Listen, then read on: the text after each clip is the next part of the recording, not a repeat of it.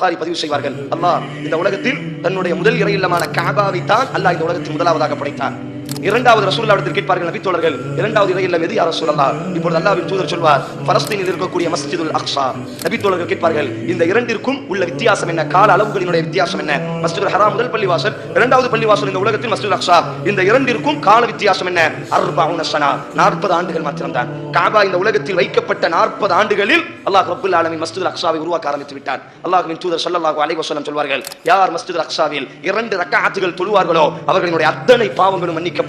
சுப்ஹானல்லதி அஸ்ரா பிஅப்தி லைலம் மினல் மஸ்ஜிதில் ஹராம் இலல் மஸ்ஜிதில் அக்ஸா அல்லதி பாரக்னா ஃபீஹா ஹவுலா. இந்த பூமியில் அத்தனை நபிமார்களும் ஒரு பூமியில் சஜிதா செய்திருப்பார்களேயானால், எல்லா நபிமார்களும் ஒரு பூமியில் நின்று தொழுதிருப்பார்களேயானால் அது மஸ்ஜிதுல் அக்ஸா. அல்லாஹ் குர்ஆனில் பதிவு செய்கிறான், சுப்ஹானல்லதி அஸ்ரா பிஅப்தி, அல்லாஹ் பரிசுத்தமானவன் தனது அடிமையான முஹம்மதை மின் மஸ்ஜிதில் ஹராம், அல்லாஹ்வுடைய முதல் இறை இல்லமான மஸ்ஜிதுல் ஹராமில் இருந்து